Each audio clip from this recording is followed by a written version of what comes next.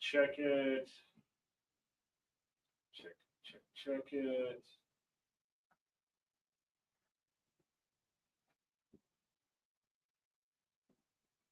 No, it's terrible sound for some reason. All right.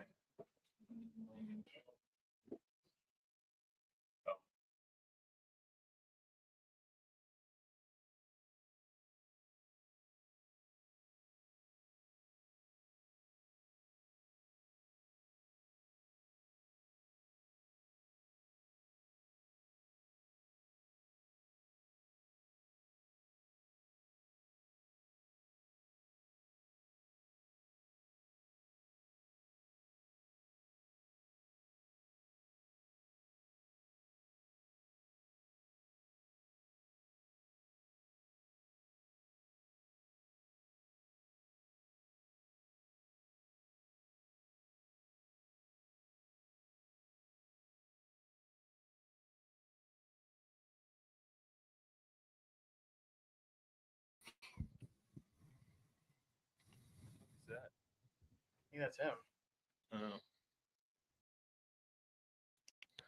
Hello. Hello. Is there another browser open somewhere? Shouldn't be. Yeah, but see now.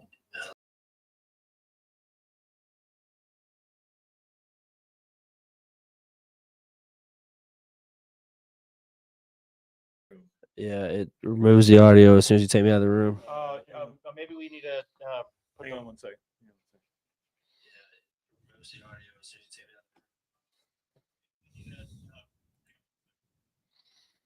Which one's off?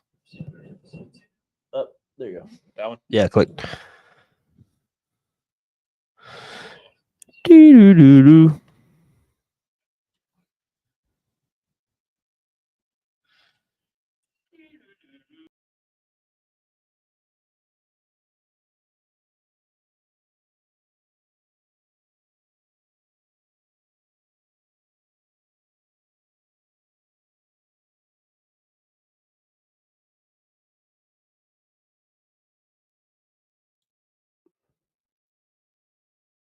Oh, somebody is on season 5 right now. Who is it? Jay Boom is on season 5.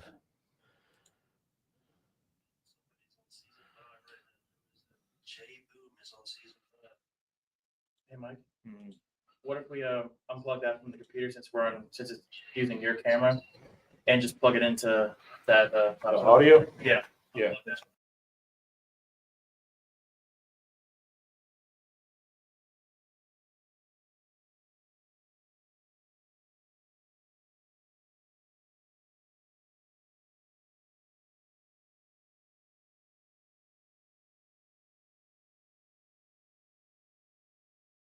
Just unmute yourself, I guess. 1, 2, 3. 1, 2, 3. 1, 2, 3. 2, 3, 1, 2, 3. Just unmute yourself, I guess. What the fuck's going on? Oh, here it is.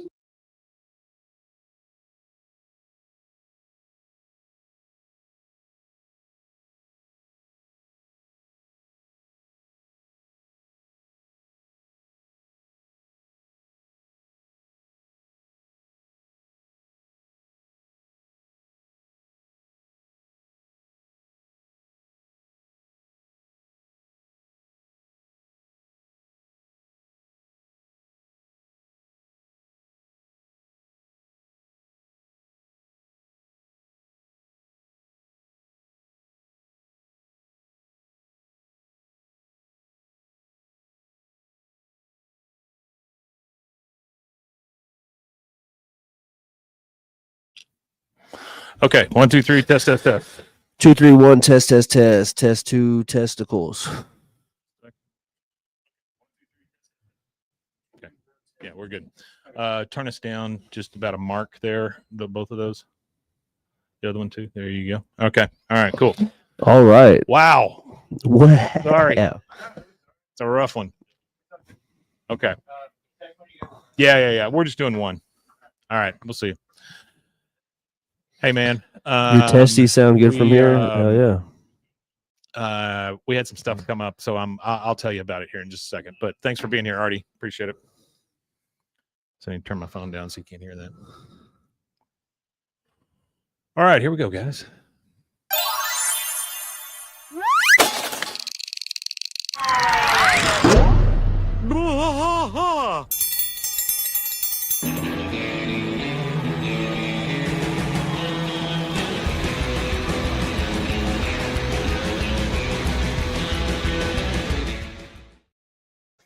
Hello, welcome to Bwaaa. Bwaaa. King of the Hill podcast. I'm Mike. And I am Rusty. And this garbage shut brought to you by A Terrible Week. Woo! I ended up, a buddy of mine, his dad died this week, and we ended up having to go to a viewing last night. And I produce a show live Friday mornings, and then I'm going to be out of town for Saturday and Sunday. So it was George Clooney's Perfect Storm, and we didn't get around to season 8, episode 2, but we will do that this next week. I plan to get ahead on my notes, and so we won't have to do this again. But I appreciate y'all's welcome sticking with yeah, us. Thank you. And then we came in here, produced that show this morning. Everything went off without a hitch.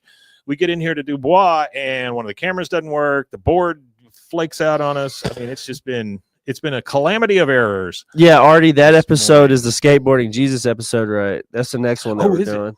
Oh, yeah, I'm like pretty that. sure. Yeah, because Pastor K or whatever is voiced by Gene Simmons. What's up, I was in a box. And then there's like some kids in it that are in the group, and they're voiced by Sum 41, the band. Does that mean we get to talk about Ace Frehley? We could talk about Ace Frehley. Yeah, Ace Frehley passed away this last week. Yeah, we could speak freely about Ace Frehley. He was a star child. Yes, he was. He's the one with the star. Yeah, he was the second one, right? Peter Criss was number one. I don't know who was born first. Right? And are you talking about their birth order? Right? What? Are you talking about their birth order? No, I'm talking about like the order they were in the band. Oh, I thought they were all from the same womb. Oh, no, you're right. Ace Frehley was in the first. I don't know. Are they from the same womb? So many of them. Yeah, all in the same womb. I just imagine this big, like 10-foot Amazonian woman just dropping them out of her uterus in the rainforest. Gene Simmons was. That's how I imagine Kiss was born. But Ace Frehley was the star child, was he not? Good morning, star child. I don't know. The Earth says he was. hello. Now I'm saying it's good morning, star child. On my laptop. Yeah, so that's cool. You guys think I'll be right back. I'm going to talk to King of the Hill. Yeah, maybe about King of the Hill. All right, so King of the Hill has always been a show about food, believe it or not. What do y'all think about that? What do y'all think about King of the Hill's food show? We always hear stuff like fruit pie enthusiast, culinary risk taker Bobby over there with the lutefisk. Bobby with the lutefisk from Minnesota. And then what else did Bobby eat? Bobby ate fruit pies. Well, yeah, not just fruit pies. Oh yeah, we had a fan. There's a fan. Let me run real quick to the Instagram here. So there's a fan that's been tagging me in their daily activities as they're listening to King of the Hill. And one of the ones I got was I'm cooking up some hand pies. Is that what was that the language? Yeah, gotcha. Was the language used hand pies? Hand pies. Yeah, I think that's what this lady is that a pie made from a hand here called them. Let's see. It here. really was always a food show, though. I mean, because there was so much food that was attached to that. You know, I mean, even if you just take Hank's profession. Yeah, you know. No, she sent me a picture of her dog who retrieved a empty beer can off the porch when a gust of wind blew it off. Let's see if I can forward this to you really quick, Mike. She sent a picture of her dog. No, a video of her dog. When a can blew off. When a can. You have access to the Rogue Media one, right? Mm-hmm. Okay, that's the one I'm sending it to then. I have all the access to all the things, to all the everything. All the stuff. All right, well, I sent it to you. But yeah, she sent me a picture of her dog, which I thought was awesome. It's a video of her dog, which was cool. And then Gary Weber said, thanks for bringing the original King of the Hill series podcast back. So he was pleased with episode 8 or the season 8 coming back, and I'm sure this episode will disappoint him because we didn't continue on. And then we have this is what it is. It's the Hungry Girlfriend on YouTube or on Instagram. She tagged me, and in her hand she had a cherry fruit pie, and she said, "God dang fruit pies." Oh yeah. Yeah, an Okie. Oh, that's nice. Yeah. Honestly, I would love for us to start getting more of those kind of things, where, Oh, I love that stuff. Yeah. yeah, where it's just people checking in. I would love that. Yep. Peggy and Meatball. Oh, yeah. Here's another Burrito one. Pie, lutefisk, fruit pies, all kinds of stuff. Yeah. well, just steaks in general, hamburgers. meat, I mean, it was yeah, all big part meat eaters. of it. It was all part of it. And then here's another one. Hey, Rusty and Mike. This is from, I don't think I read this one. This is from September. Hey, Rusty and Mike, I'm on season 3, episode 25 of y'all's podcast. I just wanted to message real quick and just say I love the podcast and it helps me get through work. Oh, thank you. I am watching King of the Hill for the first time ever. Yeah, well, I did read this one, I'm pretty sure. And I watched a few episodes at home and then listened to the podcast at work. Well, I've already read that one, but appreciate you again, Ace. Thanks, bud. Yeah, I thought I had some other Cowboy ones. 33. Yeah, propane and you're new, propane accessories. I believe. And thank you for being here. Chicken tartare, yeah, or as Cotton calls it, arsenic. Yeah, there's a lot of that. I feel like it was always a food show, and that does kind of go into what I had to talk about as well. Yeah, they correlated. That's why I kind of wanted to add them together. There's a good article in Time Magazine from August, and this is called King of the Hills Bobby Was Never Meant to Grow Up. This is written by Judy Bergman, who is a TV critic for the Time Magazine. Okay. And basically she talks about, the new thing and how they came back from Saudi Arabia. She kind of does all the exposition to get us all set up here, talking about John Redcorn, talking about Dale, all the antics, the Bush stuff, all of that stuff. And then she goes on to say that the Hills boy has now grown into an adult man he was never meant to be. Now, I don't know that I agree with all of this, but we're just going to kind of go through it and talk about it real quick. One reason we know how much time has passed in the alternate universe is the adult animation is that Bobby Hill, who is aged from 11 to 13, is now 21. Instead of going to college, he has pursued his passion for meat and become the chef and part owner of Dallas restaurant he describes as a traditional Japanese barbecue with a fusion of flavors and techniques from the German traditions of the Texas Hill Country. Last time the Germans teamed up, I wasn't a fan. Said which we've talked about the barbecue culture. Yeah. The barbecue culture has German roots. Texas is extremely German. At one point, Galveston was a huge port. So the history of the Galveston port thing. So Galveston was the port before Houston was the major port. Mm-hmm.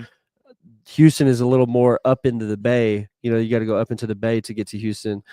Galveston is a barrier island. Yeah. So Galveston used to be the big port of entry for immigrants too. It was the southern Ellis Island, if you will. Oh, okay. So everybody that was pouring into the South was pouring in through Galveston. And if you go and you look and you do the history on it, it's a shit ton of Germans. And if you look at a lot of Central Texas, if you look at a lot of the Hill Country, really a good portion of Texas that is the Anglo part of Texas. If you look up and down I-35, even in San Antonio, you can find German influence and stuff like that. Absolutely. Sure. The German influence. So when you talk about people who settled Texas, you had the original settlers, which they called the original 100 or whatever that came with Sam Houston. Yeah. They weren't the great population. They were the ones who just came here and said, well, we're going to take over Texas. But the greatest part of the population was Germans, and not just Germans, but that German, Czech, Polish, that area there. Eastern European.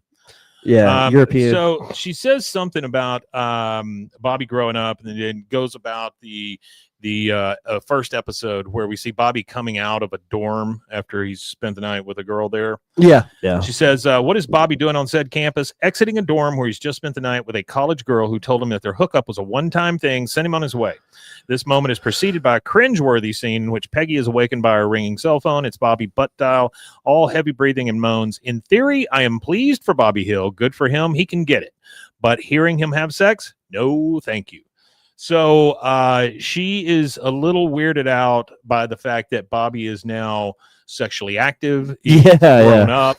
He's a man. And I can kind of understand that, I mean, because the last time we saw this kid, he was, hiking his pants up and saying things that came off of like vaudevillian acts from a million years ago. Yeah, I actually watch silent films at work because I have a computer or whatever near where I work at, and I don't have the computers don't have speakers. Yeah. So I could literally watch a movie and get something from it and not have to. I watch a lot of Buster Keaton. So she talks about how Bobby became like the quintessential representation of preteens and teenagers and stuff in adult animation. It says it was pre-Tina Belcher, pre-Big Mouth, just a mess of curiosities and talents and delusions and hormones. And that's why Bobby was so popular, because he was so awkward, but yet he was okay with himself, Yeah, Now this new Bobby, he's not the same person. But if you want to read that article, like I said, it's in Time magazine. It's from August, and the author's name is Judy Berman. So she's a little weirded out by the fact that Bobby's a grown-up man now, and he's having sex, and he's working, and he's not part of the, there's something to be said for the way The Simpsons does it, where no one ever ages, time never passes, although they keep having Halloweens, there's never a year that goes by. So there's something to be said for that. But yes, Artie, that is real life. And King of the Hill has always been different in that it is not a cartoon, right? I would say that The Simpsons is more of a cartoon than King of the Hill is. King of the Hill has always felt like a slice of life dramedy to me. While it's very funny, there's a lot of really sweet, heartfelt moments in it. And if you're going to go that way with a show, then your characters are going to grow up. I mean, they're going to get older. They're going to have different problems. Yeah, absolutely. There's only so much you can squeeze out of Bart riding a skateboard. There's only so much you can squeeze out of Bobby eating fruit pies and being awkward. He does have to grow up. And I think it was the only way to handle this, honestly. To be able to age these characters up gives us entirely new material. It gives us entirely new things that we can identify with, which is also a high mark for King of the Hill. We've always been able to identify with characters, situations. Yeah, that's the whole point of it. It's a slice of life. It really is. And so if you're gonna love it for that, then you have to be willing to let these characters grow up and grow out, become different people. Well, I think that's what's unique about like the approach that Mike Judge has taken to revivals, because he did the same thing with Beavis and Butthead. He made Beavis and Butthead, which is crazy. And it's crazy because it has to be more dynamic, I guess, for you, because Beavis and Butthead was more relevant to you at the time it came out than it was to me. And now you're seeing them as portrayed as somebody that is similar to your age. And it's like fresh to do that, because everybody else just, whenever they revive Futurama or any of these other things, nobody ages up or anything like that. It's just a continuation of what's already been going on. And I think that's what really made King of the Hill, the revival, so like good to me, is we got to explore different parts of these characters. So my whole, since 2009, since the show's been off the air, that's what I've thought about. Well, what are they doing? Well, like, what would Bobby be doing in today's age? What would Hank Hill? Where would Hank Hill be at right now? Where would Peggy be at? What would they be doing? Would Bill be dead? Would Bill be alive? Was Bill made it? Through his, that stuff. So I really enjoy it. Those things, well, because it allows you to grow with the characters. Like when last time King of the Hill was on TV, I was 19 and I'm now 35. So it's like this whole life I've lived and experiences I've had now, and I get to relate all these experiences to these characters in a different way than I could as a teenager. I was in the box as the show's always been based on reality, so it just makes sense, and it does make sense that they grow up. Is talking about Mike Judge with Beavis and Butthead. He had the perfect opportunity to just keep them the same age too, because would it have mattered? No, it wouldn't have mattered at all. But you can see the brilliance of Mike Judge in that, and let's talk about this for just a second. MTV is gone. Gone. It Yeah, no longer exists. they officially They shut it Rob down. Dyrdek bled them dry, and Yep. that was the end of it. And they shut it down. So Literally, it was a cow. Just imagine a cow in a field that's just skin and bones, and Yeah. Rob Dyrdek's Yeah. down there just Yeah. yanking on the Yep. teat, Still trying to get that milk the out. last drop. And, you know, the thing is, like, I never thought that Beavis and Butthead would outlast MTV. But had you not It changed their did. characters, had you not aged them up, well, I don't know that you could go with all the internet content they go with now. Well, I was reading an article about MTV. Actually, it was somebody who was an executive or something at MTV at some point or another around the dawn of the digital age, and they were like, we tried to transition to the digital age, but the traditional media, because MTV was still a part of a traditional Yeah. media company Yeah. at the time, they didn't. Viacom, right? They underestimated the digital market, and they didn't adapt correctly. Yeah. They tried to adapt, but their adaptation wasn't very good. What they should have done is they should have done like what Vivo did for music videos on YouTube. Vivo cornered the market on, like, every major artist has a Vivo where their VEVO or whatever it is, where the music videos go to. I'm sure anybody that's been on YouTube watching a music video knows what I'm talking about. So if MTV would have did something like that, where they could have cornered the distribution on the internet for music videos, I just think you go. they would have been all right. I the think they would have last survived. gasp for me, and I think you see this with places like crazy places like Taco Bell. You know, Taco Bell going back to their 2K menu, their 90s menu, all of that kind of stuff. I think MTV could have used that and said, you know what, we're going back to our roots. We're showing nothing but music videos. Yeah, and it would have been cheap to do. yeah. They could have had VJs come back on or guests and things and go back to the way they Back to were. the format, And yeah. I think people would have picked up on it, if nothing else, for nostalgia. Yeah, You know, yeah. I know I would have watched it just Yeah, I would've out of watched it. nostalgia. I would have sake. watched it. Yeah, You have shows where you could show originals that were on MTV the first time, like Video Killed the Radio Star and stuff like that, Yeah. you know, and that would have been a fun channel to watch. It would have been a party channel again that you turn on at a party, you turn on at your gatherings, and it's just good to watch because it's always different. About every 3 to 5 minutes, you're seeing something else.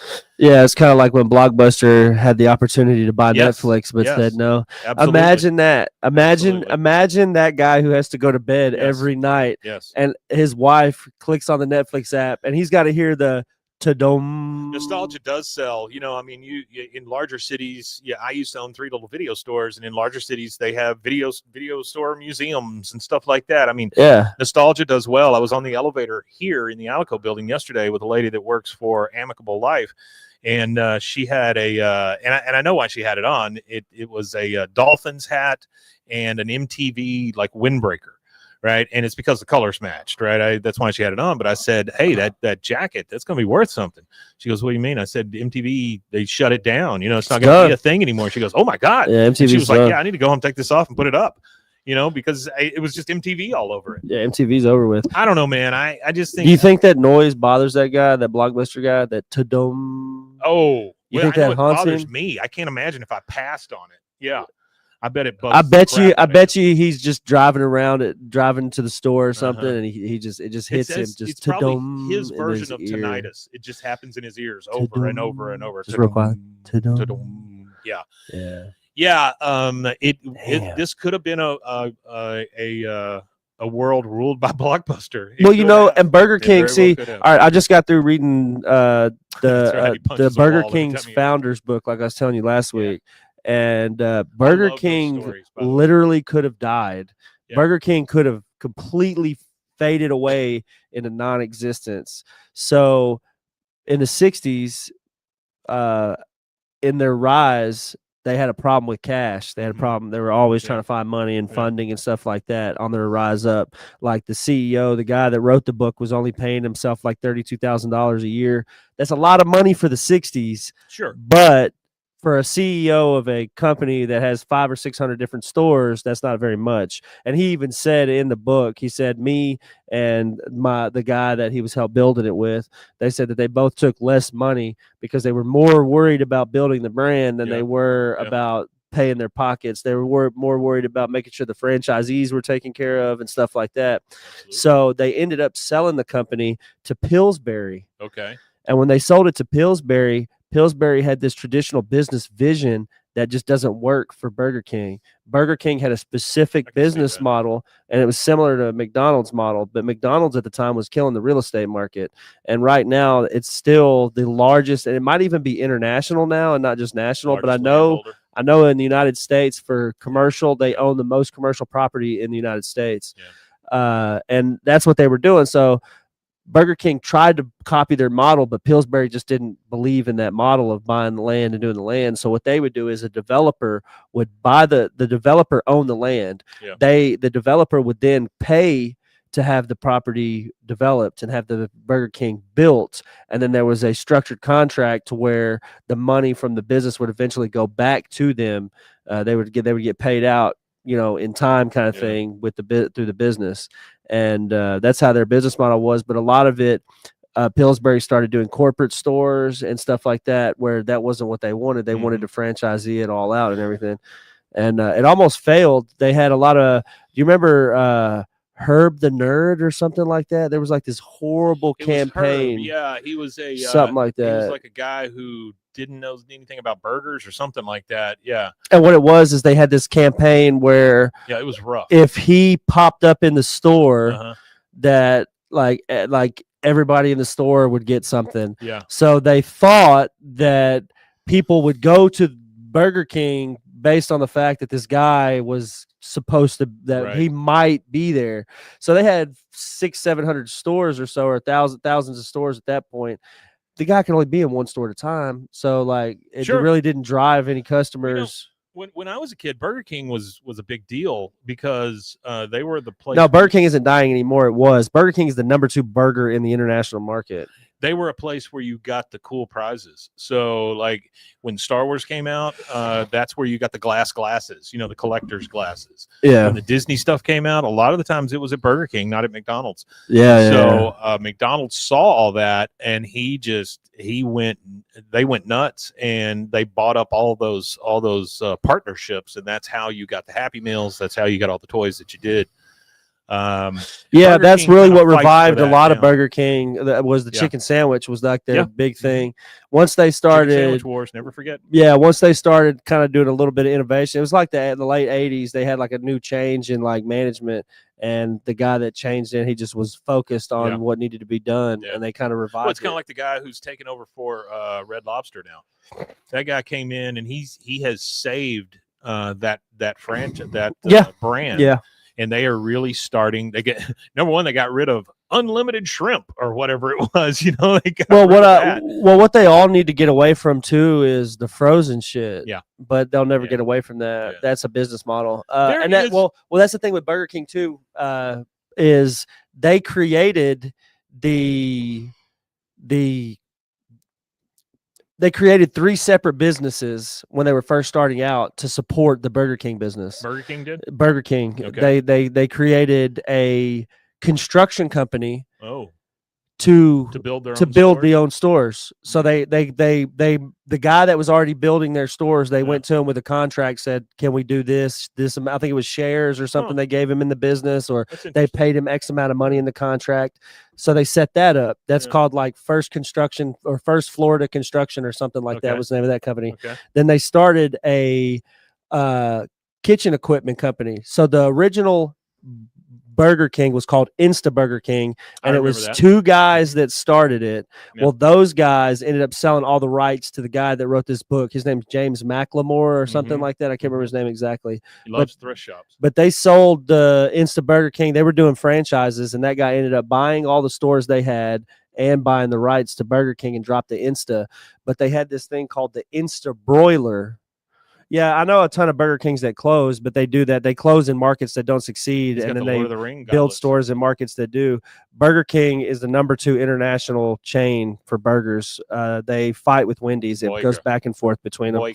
But they started the kitchen equipment. So the Insta Burger King, their whole shtick was the Insta Broiler and the Insta milkshake machine that they had. So the Insta Broiler, the Burger King guy, when he took over it was a inefficient piece of equipment. It always broke down. Yeah. So his partner like hit it with a hammer and was like, fuck this piece of equipment, I can make a better one. So they hired machinists and stuff, and they designed their own. Made their Well, own when burger. they made their own, they then turned that into a business, and they started to make their own broilers Yeah, as that's well. And then they started another one for food distribution. So what a lot of companies, a lot of growing pains and fast food companies was, how do we get food continuity across the board?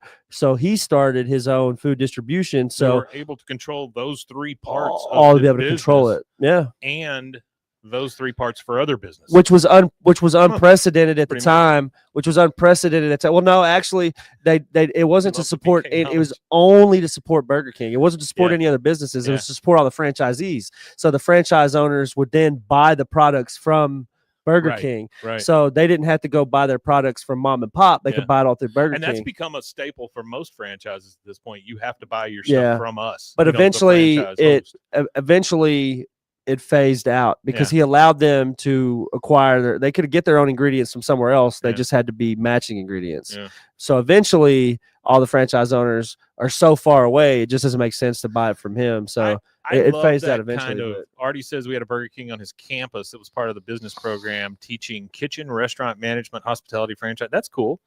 I love those kind of stories. Like I've said this before, and I've told Rusty several times. Yeah, you watched the that stuff movie, on The the- Founder. I yeah, love yeah. that movie. I think it's a good movie. I think it's a good. Well, they knew each representation of other what too. happened. Yeah. Ray Mhm. Kroc and the Burger King guy, Yeah. they knew each other because they were competing in the same market. Yeah. And Ray Kroc really, he you could almost say he's a crook the way he did those two guys. He I did. mean, Yeah. he did them kind of dirty, but that's just business. Because there was a aggressive takeover of Pillsbury Mm. in the 80s, I think it was, and it was by it was one of the fourth largest firms in England at the time. I can't Grand Metropolitan or something out of Okay. London was the name of the company, something like that. But they came in and did an aggressive takeover of everything, and that's when Burger King was taken from Pillsbury, and then that's when they had their growth, and I that's was the in reason Box City, why never we know who wanted they are. Burger King so much. as Yeah, now. nah, Burger Yeah. King's one of my favorite burgers. I you guys- really, I'm a big fan of broiled burger. I You like remember the Burger heat. King video games? Yes, I do. Sneak King. I've got and- them. yeah, I've got those Xbox games. I've Those got were- them on 360. Yeah, I those were have. terrible games, but I they have were the great sneaking at the same one. time. No, it was a great marketing tool. Yeah. Where you can be like Burger King and hide in that trash can. It was a and stuff. phenomenal marketing tool. That whole King marketing tool Yeah. put I them. love that. I wish they it still really- did the it really King. did a The lot King for was 'em. great. He was creepy and weird and great. The Crown and all that Yes, stuff, like yes. that, It was really they great helped their stuff. brand. That was good Yeah. branding. It was good marketing. Well, guys, I'm gonna that's- read the Wendy's documentary or the Wendy's book next, and Yeah. next week we'll I talk would about love Wendy's. To, I would love to hear about that. Yeah, just fast food. So you're just gonna get all the fast food knowledge. Guys, thank you for being patient with us. Like I said, it's just been a heck of a week, and Yeah, I hope you enjoyed the variety show here. yeah, enjoy. I hope you enjoyed the non sequitur talk. But we love you, and we appreciate you being here. And Burger King made $27 billion in 2024. Oof. So there you go. I made like a very small fraction of that. Yeah, very, very small. Guys, we love you. Thank you so much for being here. We will be back on Monday. Thank you so much, Artie. We'll be back on Monday with my mom was in the hospital, all kinds of stuff. More But, fast food, yeah. We'll be back Monday, and we'll get back into it. And I'm going to get ahead of myself with a bunch of these scripts. So we will see you guys next time.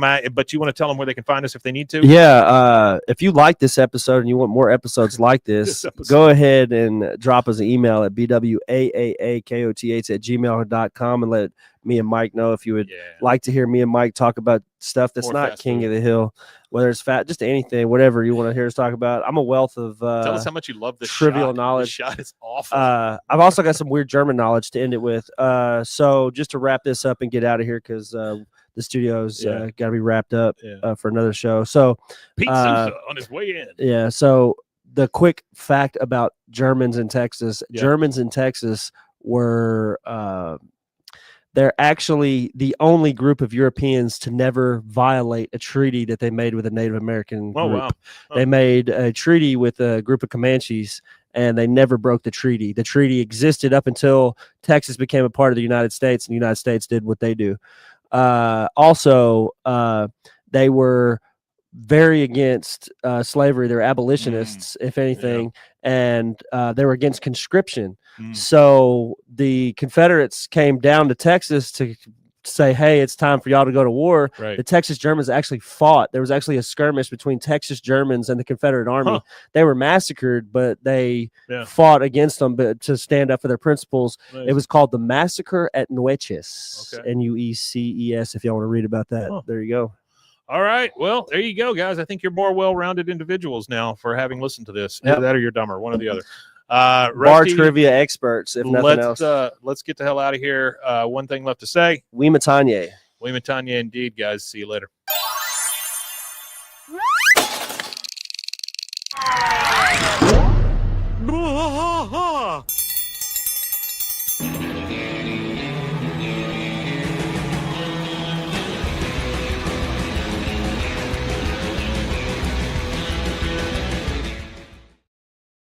All right, guys. We'll see you. Thank you. Appreciate Thank you. it. Swear to God, we're back on track.